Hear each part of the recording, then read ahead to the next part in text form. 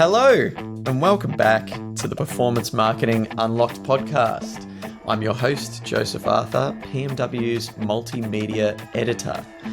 On today's episode, we've got CTV being the general theme of both discussions, starting with PMW's Premium Content Editor, Jyoti Rambhai, joining me diving into PMW's latest investigative series, 3 Tough Questions on CTV. We dive into why we thought it was the right time to explore the world of connected TV now, and Jyoti goes into some of the latest news surrounding the landscape as well, in particular Disney's announcement of the incoming launch of ESPN, its live streaming platform specifically for sport. We touch on Netflix upfronts and their upcoming announcements there. We touch on Prime Video's latest ad formats, which leads us into the interview for this week's episode, which was with Jess McGrogan, the GM of Business Development for Brand at The Trade Desk. Now, we start that discussion talking about why advertisers should embrace the open internet and shift away from the walled gardens of Meta and Google, in the wake, of course, of Google's third-party cookie deprecation plans being completely scrapped. Jess talks about the Trade Desk's perspective on that news and makes the case for why, despite cookies hanging around, brands, marketers, advertisers need to be going beyond the third-party cookie, beyond the web, and into the world of first-party data, ID-less solutions, and some emerging channels like retail media and, of course, CTV. With all that said, sit back, relax, and enjoy this episode of the Performance Marketing Unlocked podcast. Jyoti Rambhai, hello, and welcome back for consecutive weeks to the Performance Marketing Unlocked studio. How are you today? I'm good, thanks, Joe. Busy week, but I think it's just a busy time period for everyone at the moment. Event season, it seems. Usually we say event season is Q4 and the end of the year leading into the beginning, but certainly you've got overseas trips coming up. I've got overseas trips coming up. You were at an event last night. You'll be at an event this evening as well. We're just darting around hither and thither. It just seems to be that everything's coming to a head here in May and for early June. Yeah, and I think everyone wants to get things in or announce things ahead of like the summer break, because that's when things quieten down and nobody really wants to... That July-August period where everyone really wants to quiet their calendars as much as possible. Fair enough. But I feel like we say this every year where it's getting really busy and then we go, oh, in this summer it's a bit too quiet, but I think it's the same cycle every year, isn't it? Absolutely. You'd think we'd be used to it by now, but clearly we're not. We're always caught off guard and by surprise. Yeah. But we're here to chat about CTV because PMW, we launched the second edition of our investigative series, 3 Tough Questions. This edition is 3 Tough Questions on CTV. And interestingly enough, there was some really big news in the CTV landscape that you were privy to last night at Disney upfronts. So why don't we start there? What's been announced? So they've announced a new streaming service, which is a direct consumer, and it's called ESPN. I'm guessing you can guess what that's all about, but it's basically a streaming service for all of their live sport content. And I think that's a really interesting move, given that we've been debating about whether linear is still quite a powerful place for live events and live sports in particular. So much so that the second edition of our investigative series, which I put together, attempted to answer the question of, is CTV more powerful for advertising than linear, based off of some of that steam that we'd sort of had been built up over the past 12 to 18 months, where we were seeing a lot more traditional on-demand streaming players pivot into the sporting landscape for their live events. You'd think the likes of Amazon Prime with the Champions League, Netflix with the WWE, and right on time on the day before publication of the piece, once everything was all ready and put together, we hear about Disney Plus's latest foray into the live sport atmosphere with the launch of ESPN, which is essentially just going to be a sport-only subscription plan that you can tie in with, you can sort of bundle in with the Disney offerings of Hulu and Disney Plus. But it's not just about the bundling of other streaming platforms they offer. It's also the opportunity for advertisers then to personalize content. And they have, I think, within that there's the ESPN app, which has, I think, options for people to bet, other, I think, fantasy leagues and things like that. So there's a real opportunity here for advertisers to target consumers and to, I guess, to be a bit more narrow. Something I spoke to a lot of the people I interviewed for the piece in the 3 Tough Questions series was this idea of building your ad campaigns around live events, assuming that viewers are streaming them as opposed to using those traditional broadcaster channels.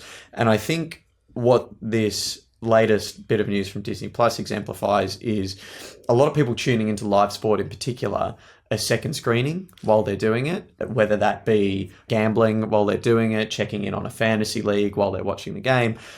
Essentially, it seems that most people tuning into live sport, whether that be linear or through a streaming service, they're doing something else while they're watching. And it seems that Disney Plus certainly, Disney, with ESPN, privy to the fact that that represents a big opportunity for advertisers to jump in on those viewers who are second screening. Yeah, and it's worth pointing out, and especially in the US, Disney isn't just a streaming platform or a retailer. It also owns quite a few broadcast network channels like ABC as well. So they're very much across and have been across like linear TV for a long time, and it's maybe just a natural move into CTV. And I guess, especially in America, it's a little bit easier when it comes to that move from linear to CTV because everything is privatized, and a lot of companies are investing in streaming platforms. And I think we are going to see more of that across the pond than maybe in the UK and EMEA, because we have the added complexity of traditional broadcasters and public broadcasters as well. And of course, there still remains regulatory issues, particularly when it comes to collecting and using data. And speaking of the innovative US, the ever innovative US, and the opportunities coming out for Adland coming out of the US, Prime Video also made a recent move, announced ahead of their own upfronts, which was the launch of contextually relevant pause ads coming to Prime Video in the US, among a couple of other different ad formats. It's launching for its ad-supported subscription tier. And these pause ads, essentially, it's just if someone pauses the content that they're viewing, you're going to get a personalized advert that's going to pop up based off of the content you're watching and exactly what you're engaging with. And that can change in real time, and it's optimized to appeal to the viewers. So you might be watching the golf, you pause the golf, and all of a sudden an ad for golf clubs pops up, and you think, you know what, I'm needing a new 7-iron, so let me dump in. And they're even going to put in capabilities for you to then go onto Amazon and shoppable ads. Yeah. So the US and marketers, it's a match made in heaven at the moment with all of the new tech coming out of it. Speaking of that, the other thing that Disney has sort of launched to coincide with all the ESPN is some of their ad tech technology. So they've got one called Disney Experience Composure, which helps brands scale ad formats, and it's optimized for streaming platforms. And the other one is a Disney Compass platform, which is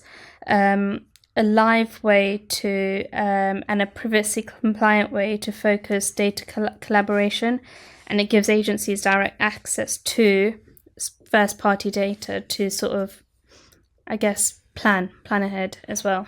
It's really exciting, and the ad techs are certainly really invested in connected TV just because of the opportunities there to tap into audiences to leverage live sporting events. But it's not without its problems, and I'd urge listeners to go and read our series, 3 Tough Questions about CTV. because not only this piece where ultimately sort of the conclusion I come to, it's definitely not as black and white without spoiling it on whether linear is going to remain the king or CTV and on-demand streamers are going to come in and take the crown. It's far more complicated than you may think. And that accounts for all geographies as well. But you tackled your own question, Jyoti, in part one of whether or not there's a disconnect with connected TV ads, which in and of itself is a really interesting question to explore. And it's just sort of, we touched upon this idea of data, right? And it's a little bit to do with that. So you've got to remember that the CTV landscape is still very much a young ecosystem. But the thing is, advertisers are increasingly investing in it.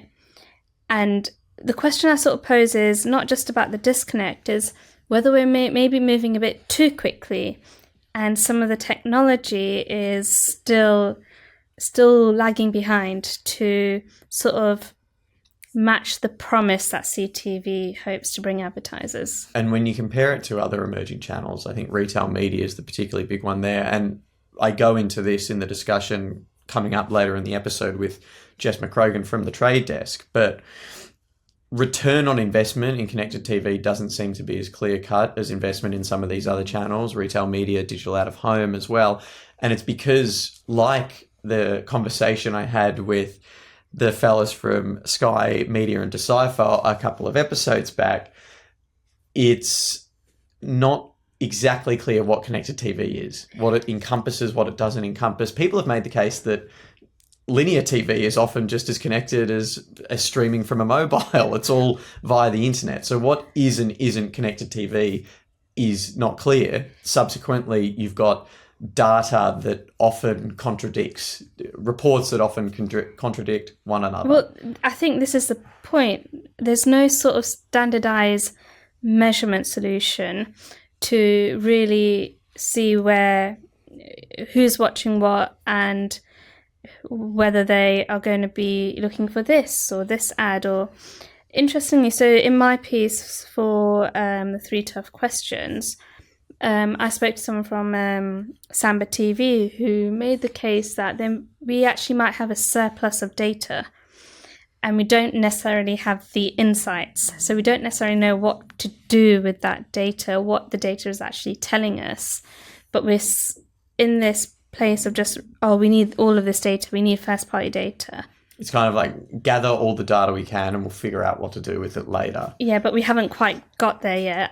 And everyone's got their own sort of metrics. So let's take in Europe, for example, traditional broadcasters like Channel 4 and ITV have their own metric system and ways to buy ads across linear and their on-demand streaming services.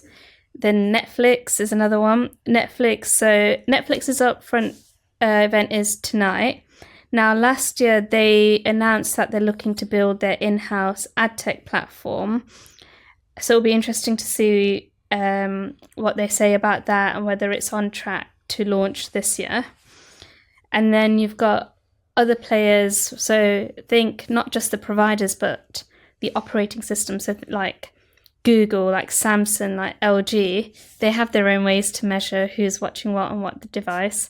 So it's very fragmented, and that's kind of the point I make. Incredibly fragmented, arguably oversaturated, undoubtedly still a little bit of a buzzword. You mentioned their Netflix upfronts coming up this evening, time of recording. Now, by the time this episode is live and you're listening to this, you can jump on the website and Jyoti will have a recap of both of these upfronts events live on the website by the time this is released, both Disney and Netflix, so you can go in there to see what comes of this evening's event. But you've alluded to what you think might be coming up. Yeah, or what I'm keeping an eye out for, because just basing it off what they said last year, I think that's an interesting move.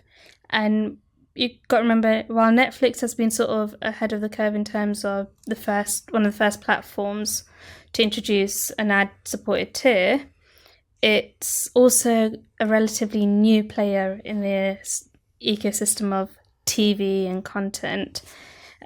So they are starting a little bit from scratch when it comes to building their technology. The most interesting trend across the US, the UK, EMEA, APAC even, the lines are blurring between streamers and broadcasters. And I think that's the trend that's going to continue into the future. And we'll just be looking at owned media is going to be the golden nugget that everyone wants. And whether or not you're a traditional broadcaster or first and foremost a streamer doesn't really matter, because not only are now the likes of Amazon Prime got broadcasting rights to certain Champions League games, they're broadcasters there for all intents purposes, as well as a streamer, Prime Video. But then you look at the likes of ITV and Channel 4, they've both got their own on-demand streaming platforms with ITVX and Channel 4's one, and even BBC iPlayer. So they're already coming together.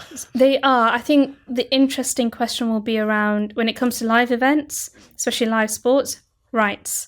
Who's got the rights? And for example, legacy broadcasters like BBC and ITV have always had like the World Cup, the Euros.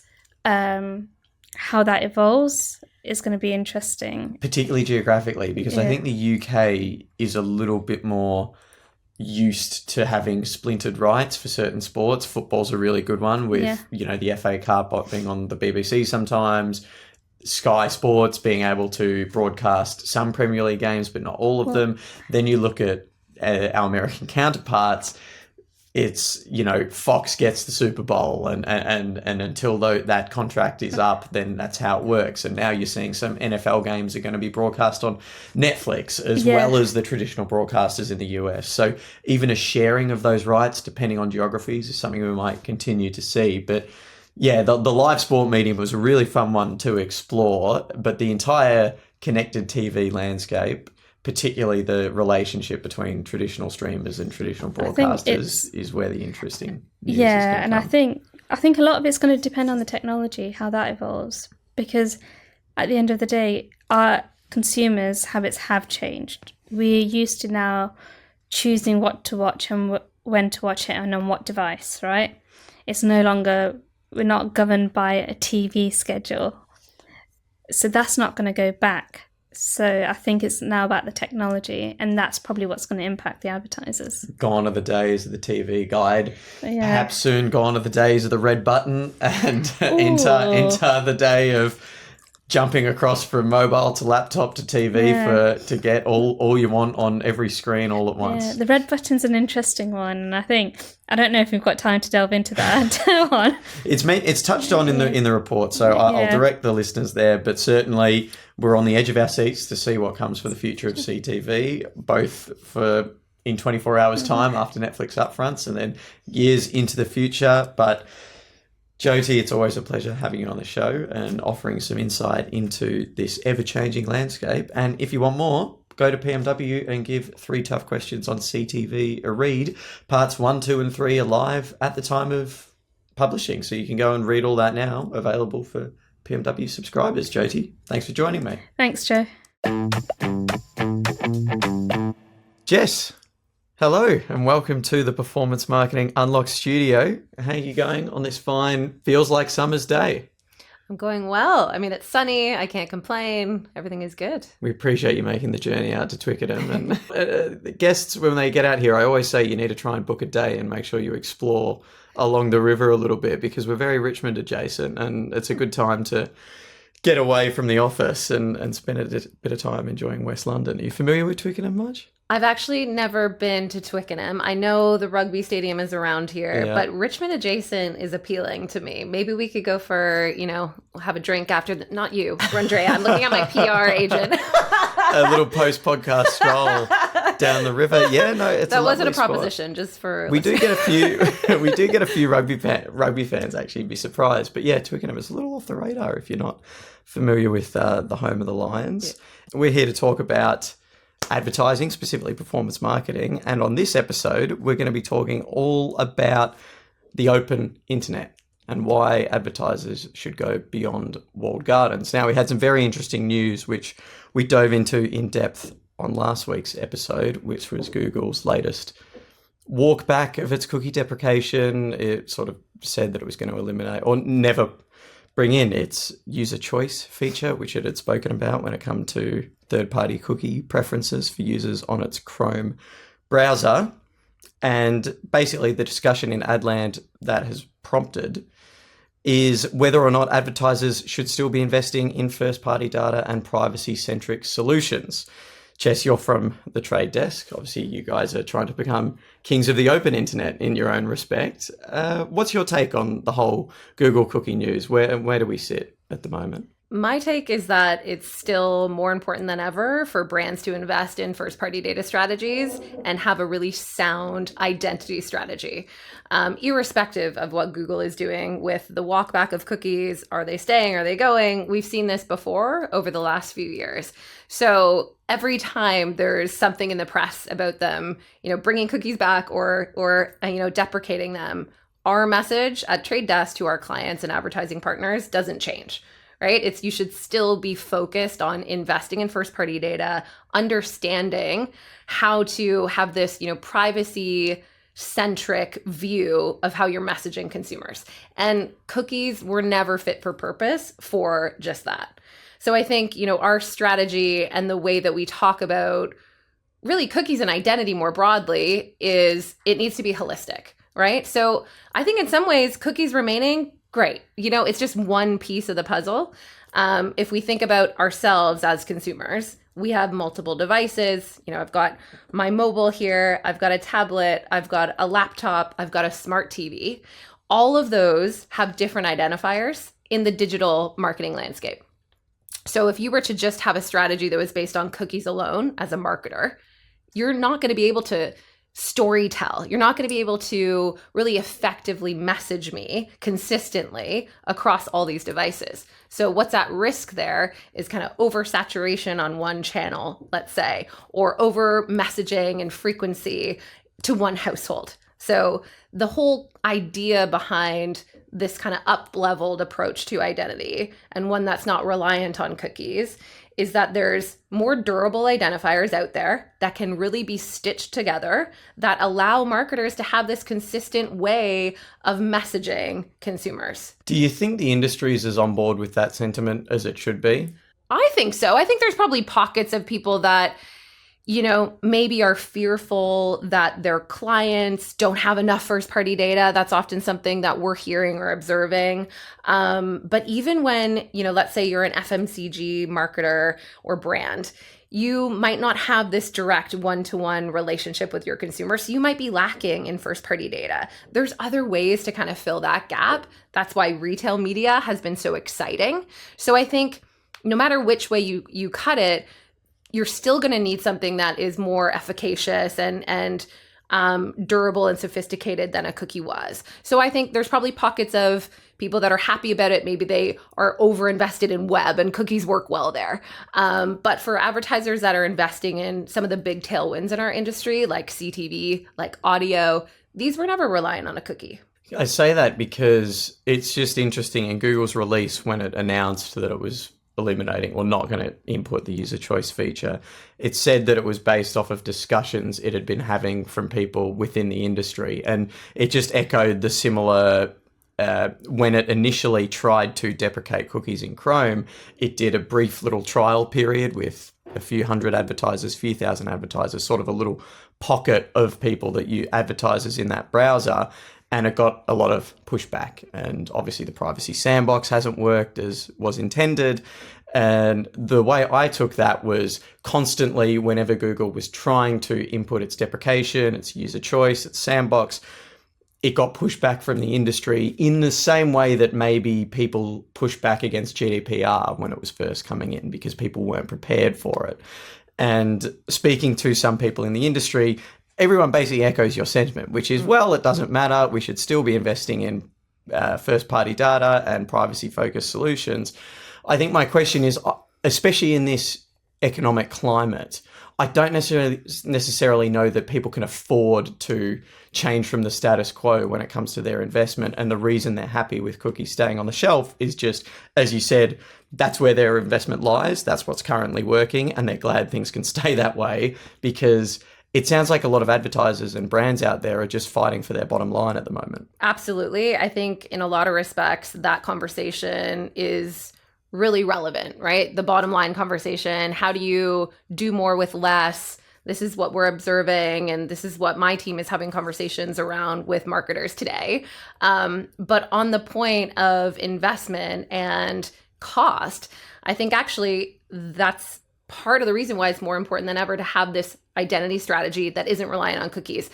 And there's a couple reasons for that. One, if you have this holistic strategy where there's signal being ingested and stitched together in a household graph, you're able to do things as a marketer like manage frequency holistically. So that is a huge cost saving feature, right? Being able to see, okay, well, how many exposures do I need on CTV and audio and OLV to drive that conversion that I wanted? You can only do that if you have a holistic strategy. Cookies, if you're only investing in web, fine. But I'm not talking to many marketers that have that as a strategy, right? Most of their investment is thinking about, these bigger channels with higher impact. And so how to make that work harder is make sure you can manage frequency as a baseline. And so I think in order to do that effectively, you need durable identifiers like email. You need IDs like UID2 is a great example at Trade Desk. There's others in the market. Diversifying beyond the web really is what needs to be happening at the moment. So let's get into some of those emerging channels. We've mentioned retail media. We've mentioned connected TV or CTV.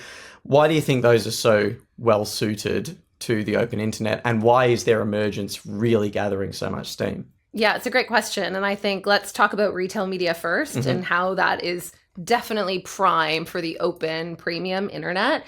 If you think about retailers, right, they've had a really strong on-site proposition. So Tesco.com, loyalty within their own kind of properties. But the promise of retail media and the reason there's so much in the data around, forecasting in the next few years for this to be a really big channel is really all hinged on offsite. And so if you're a retailer and you're sitting on top of this super rich loyalty data, you know your customers really well. You can only take that so far if it's on site. So the real promise in order to create a flywheel revenue opportunity for your company, in order to scale this data, you need to scale that across the open internet. It's specifically an opportunity with retail data and the open internet versus walled garden, right? Walled gardens are only one publisher. And there's a lot of differences in how the open internet via the Trade Desk would treat first party data or retail data in terms of how it's brought to bear in the platform and how the insights are derived and kind of data out is very different. Walled gardens being closed, that data might go in, but closed loop attribution might be really hard. That, frequency management or understanding of who's been exposed on CTV and then goes into store to make a purchase. You can do that on the open internet. You can't do that with walled gardens. Retail media is one that's really expanding too. Even the definition of retail media, it's now moving beyond just grocers and the likes of Co-op and Asda investing in these media networks that we've seen for sort of 18, 24 months now. But finance is another sector that's really getting involved. Are there any other sectors that you think are primed to leverage retail media and all it offers? Yeah, the way that we talk about it at Trade Desk, there's kind of two main buckets. There's the endemic advertisers and then there's non-endemic. So endemic advertisers, you're selling your products on the shelf. There's obviously a big fit there. Non-endemic, there could be a whole host of different verticals. I think finance is a great one. There's others that might make a lot of sense. So I think that's where retailers are trying to have a strategy, and endemic is definitely kind of bread and butter, but those other verticals are coming into play. Yeah, eventually we're going to need a new definition for retail media. I think some people have thrown out commerce media, and I don't know, it sounds a little too close to e-commerce for mine, but I think it's definitely expanding beyond what it once was. And speaking of expansion, CTV is obviously another channel that's growing rapidly, getting a lot of investment. What's happening on that front, and why is CTV something that advertisers and brands should be getting involved in if they aren't already? CTV is the biggest growth area. I mean, if you're thinking about CTV and retail, they also work really well together and they can kind of capitalize on each other's growth. Is that in terms of growth potential or output that we're actually seeing? For CTV specifically, I think in both cases it's growth potential if I zero in on the UK market. Yep, okay. I think there's so much opportunity in both of those areas in the UK. I think if we kind of zero in on CTV, we can take a lot of cues from the US. There has been a lot of innovation in the space. That market is completely fragmented with a ton of players. So our technology at Trade Desk really fits the bill. It really works there in terms of this consolidation play. You know, the thing I'm seeing in the UK with respect to CTV is that there are a lot of broadcasters kind of leaning in to the opportunity. There's a ton of streaming services that have either come over, the pond or been, created here. But I think the real promise is the signal and the data that you're allowed to overlay. And so I think there's still work to be done when I think about broadcasters, more of the legacy large broadcasters in the UK. They are innovating, but I'd like to see them kind of innovate a little bit faster. And by that, I mean sending signal that we can graph in our household device graph so that we can match retail data sets. We can match customer first-party data sets so that you're sure, as a marketer, you're messaging the right person on the right screen, right? So there's still a ton of opportunity, I think, to be found in both of those channels. And again, I think, the blend of CTV and retail data working together is really exciting. The US always seems to be slightly more mature with these things. I guess it's because there's slightly less regulation there, particularly when it comes to data, and there's a lot more initial investment that goes into those businesses. It's a bigger economy that they're working within as well. But do you think there's any lessons to be learned from, if we look at CTV in the US specifically? You said that it's working well out there for the Trade Desk because you can sort of consolidate a lot of those fragmented channels. What about in the UK? How can we mitigate or avoid the same fragmentation that was seen in the US? I think it's less about mitigating fragmentation, and it's more about looking at how the broadcasters and all of the streaming players are really leaned into innovation in the US. And by innovation, I mean they are seeing huge benefits of opening up their inventory in a decisioned capacity. So decisioned meaning a brand marketer working with the Trade Desk as a DSP to access that inventory is one thing, but attach data sets to it, whether that be first-party data or retail data. You need signal back from the broadcaster to do that. And so that's where they're really advanced in the US. The reason it's great for those publishers and broadcasters is because they're getting higher yield. They're winning more in terms of the bid stream because we can delineate what's most valuable to marketers. And so I think there's still work to be done in CTV in that respect in the UK. I think it's starting to happen, but more advancement would be great. The likes of BBC, Channel 4, some of these legacy broadcasters, they've now ITV as well. They've got their own streaming platforms. They've gone into the on-demand space too. But you think in terms of that, the data sharing, I suppose, is that something that needs to be upgraded? I think so. I think it's the signal that they're comfortable sharing in the bid stream so that we can effectively match to the marketing kind of first-party data set, attach it to our household graph so that we have more information about what's the right impression to buy and why. How do you go about selling the broadcasters on that exchange? You know what? It's a great question. And I think if I take back to, the US example, the reason the broadcasters and publishers are so lean in is that, like I said, they're seeing higher yield, they're seeing higher CPMs, right? So there's a value exchange there. Marketers are okay with paying higher CPMs if it's super targeted and super relevant. So I think there's just a story in the data that we can learn from other markets.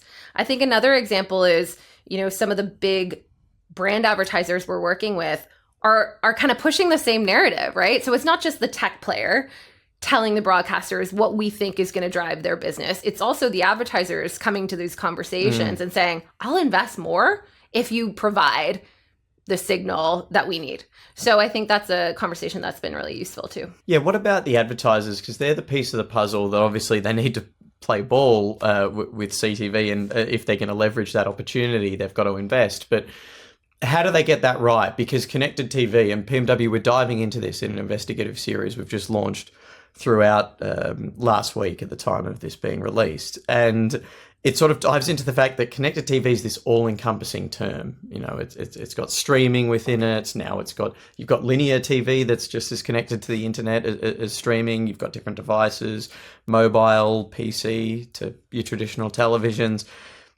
If you're an advertiser who's relatively nascent in this space, or even retail media, just these emerging channels, how do you go about holding their hand as you introduce them to these different formats and areas for investment? I think it's a really exciting time if we're talking to marketers that haven't invested in these channels yet. Okay. And the reason I say that is because it's come a long way in a very short time. So there's more opportunity, there's more, exciting kind of formats or ways to go about executing campaigns in these channels.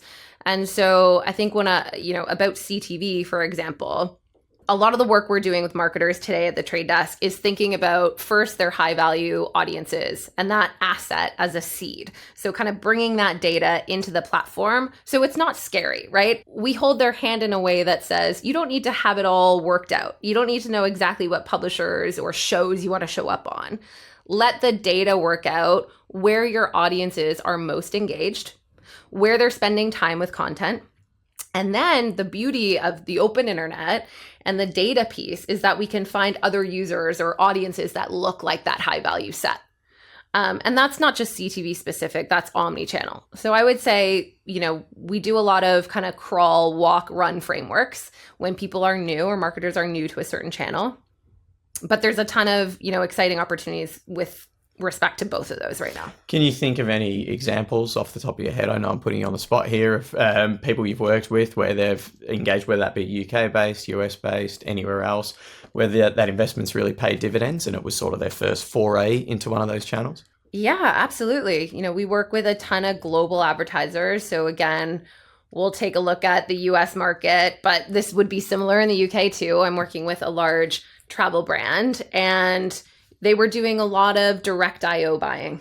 So a lot of just insertion order, old school kind of contracts. Then they were doing some PG, which is basically IO, but in tech. It's still a guaranteed price. It's still guaranteed impressions. There's not a lot of flexibility there. We did a lot of work with them to say, look, this is a great crawl phase. Mm-hmm. What does walking look like? What does running and what does sprint look like?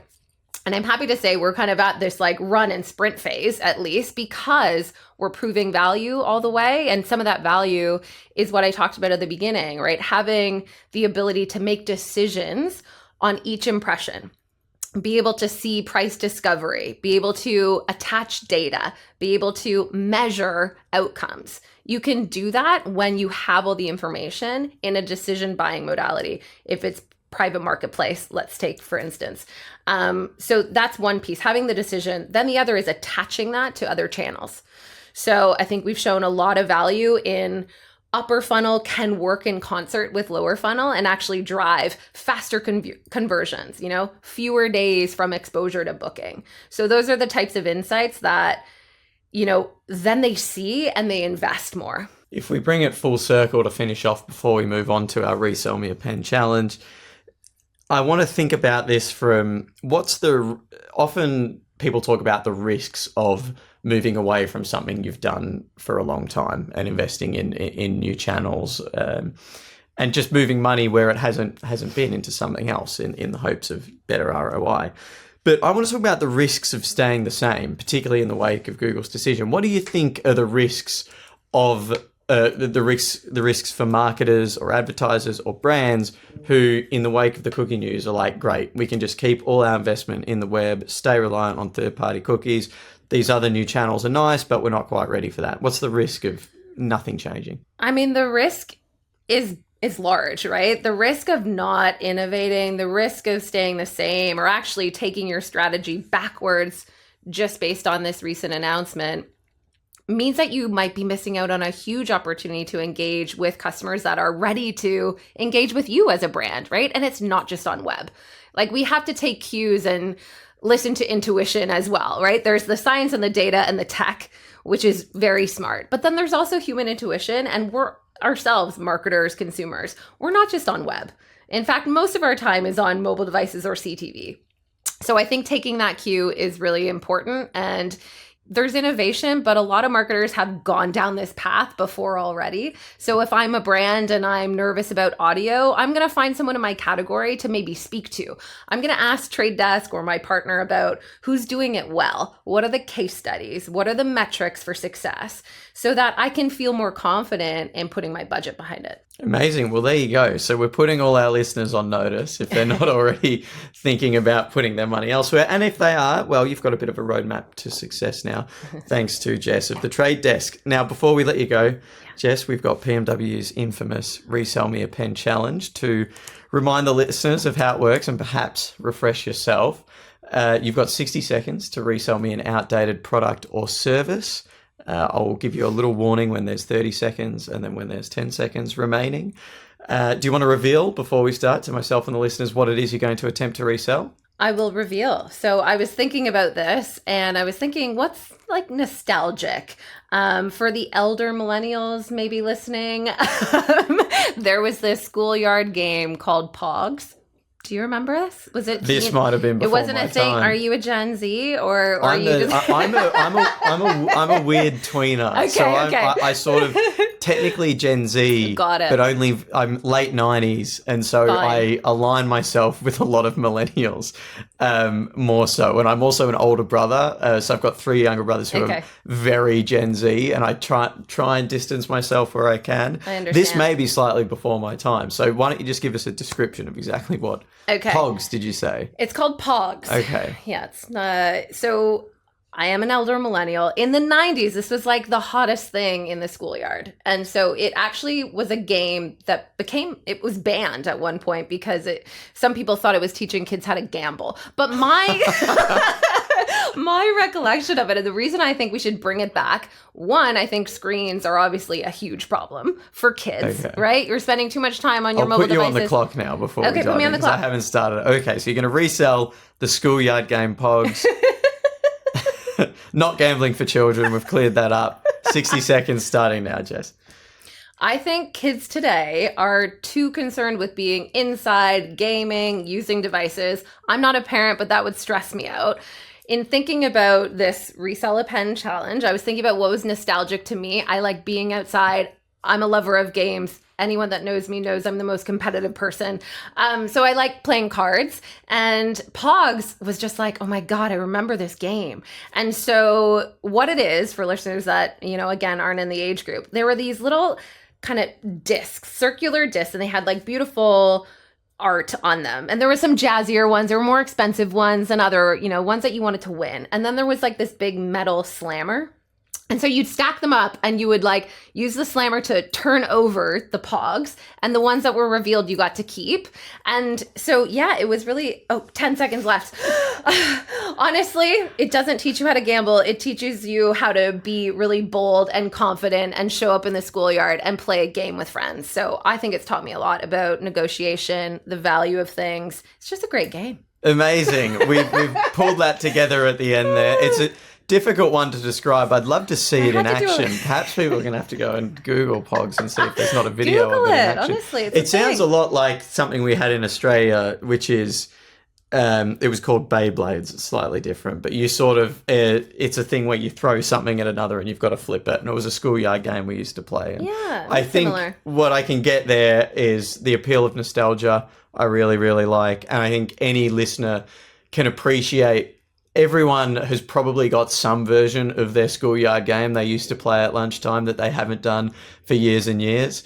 And they're probably looking longingly at their children on their screens all day thinking, gosh, we didn't know how good we had it back then. Exactly. And so I'm sure everyone can appreciate the appeal of the game. Jess, thank you very much for joining us today. It's been an absolute pleasure. Thank you so much. And that concludes this episode of the Performance Marketing Unlocked podcast. A big thank you to my guests this week, PMW's premium content editor, Jyoti Rambhai, for joining me at the beginning of the episode to discuss